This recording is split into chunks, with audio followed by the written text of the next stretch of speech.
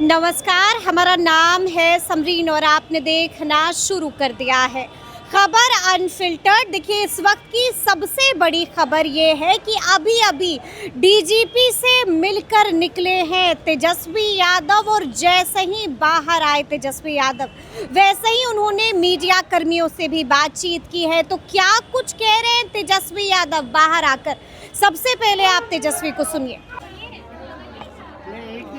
गौतम या नीचे थोड़ा मेरा प्रश्न हटाओ तो जरा। जनता ये जानना चाहती है कि AK-47 चलाने का अधिकार उन छात्रों पर किसने दिया, और आखिर केवल एक सिपाही को बलि का बकरा बना करके आदेश देने वाला लोग जो है वो बचेगा। इसी सिलसिले में जो घटना सिवान में हुआ, जहानाबाद में हुआ, और जिसमें 3 छात्रों को गोली लगी AK-47 की, यार मेरे जिसका जान जो है बचा, किस्मत अच्छी थी। और किसी भी आंदोलन में आज तक बड़े से बड़े आंदोलन हुए हैं, आज तक AK-47 का इस्तेमाल नहीं किया।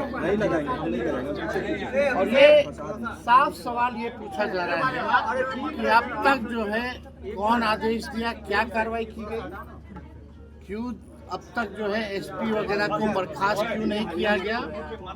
कल को तो कोई भी ऐसी घटना, कोई भी आंदोलन होगा, फिर लोग सड़कों पे आएंगे तो आप फिर AK-47 जो है चलाने का काम करिएगा। तो एक एग्जाम्पल जो है वो सेट होना चाहिए।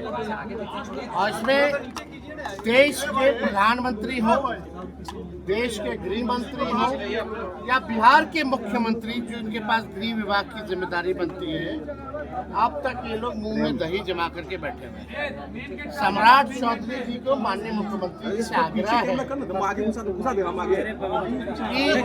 कैमरे के सामने आकर के, जनता के सामने आकर के अपनी बातों को रखेगा, माफी मांगने का काम करें। उनके कहने पर हुआ है ये, या उनके ऊपर वाले अमित शाह जी के कहने पर हुआ है, या उनके ऊपर नरेंद्र मोदी जी के कहने पर ये घटना हुई है। और अब तक जो है कोई कार्रवाई क्यों नहीं की गई। आप जानते हैं कि जिस हिसाब से देश के बड़े बड़े नेताओं को, विपक्ष के नेताओं को, जिस हिसाब से दिल्ली की पुलिस ने मैन हैंडलिंग करने का काम किया, चाहे वो श्री अखिलेश यादव जी हो, या राहुल गांधी जी हो, या तमाम सांसद हो विपक्षी दलों के, जिस हिसाब से मैन हैंडलिंग, और इस मुद्दे को लेकर के लगातार पार्लियामेंट में दिन रात जो है ये बात चल रही है, चर्चा चल रही है, और कोई जिम्मेदारी लेने को सत्ता में, चाहे केंद्र की सरकार या बिहार की सरकार, कोई जिम्मेदारी नहीं लेना चाह रही है। हम तो धन्यवाद देना चाहते हैं उन सभी नेताओं को, खासतौर पे अखिलेश जी को, राहुल जी को, सभी विपक्ष के सांसदों को। और हमने उन सभी लोगों से आग्रह भी किया है कि आइए बिहार, पार्लियामेंट खत्म होता है तो आइए बिहार, पीड़ितों से मिलिए, और यहाँ जो सम्राट चौधरी जी जिनके कहने पर, या जिनके अंडर बिहार पुलिस है, इससे जवाब मांगा जाए। या तो सम्राट चौधरी स्पष्ट करे, या तो उनके आदेश पे हुआ होगा, या तो गृह मंत्री अमित शाह जी के आदेश पे हुआ होगा। तो इसमें जल्द से जल्द जो है कार्रवाई होनी चाहिए, सरकार को जो है माफी मांगनी चाहिए, अपना एक वक्तव्य देना चाहिए। अब तक ये लोग ऐसे भाग रहे हैं जैसे इनकी चोरी जो है पकड़ी गई हो, और ये मामूली छात्रों के भविष्य का मामला है। बड़े बड़े जो नीट पेपर लीक वाले लोग हैं, उनको बेल मिल जाता है, छूट जाता है, कोई कार्रवाई नहीं होता। जब तक बड़े बड़े लोगों पर, माफियाओं पे कार्रवाई नहीं होगी, तब तक कुछ होने वाला नहीं है। तो इसको लेकर के हम लोग जो है, आज भी हमारा डेलीगेशन जो है, अवध बिहारी चौधरी जी, ओसामा, बीनू जी, ये सब लोग जो है, शाहीन जी, ये सब लोग जो हैं आज पीड़ितों से मिल रहे हैं वहाँ। और हम तो आप जानते ही हैं कि आते के साथ ही साथ सबसे पहले हम उन छात्रों से भी मिले जो तीनों छात्र थे। हम लोगों ने पार्टी के द्वारा आर्थिक मदद भी उन लोगों की कराई, और हम लोगों की यही मांग है कि भाई कौन है आदेश देने वाला, इसका पता करो। और कम से कम तात्कालीन तो कम से कम अगर जिसके निगरानी में अगर ये पुलिस है या वहाँ के एसपी हो या मजिस्ट्रेट या डीएम हो तो कार्रवाई तो बनता है। कल दिनारा भी जा रहा है सर पीड़ित परिवार से मिलने। लगातार अपराध बढ़ रहा है, लगातार अपराध बढ़ रहा है।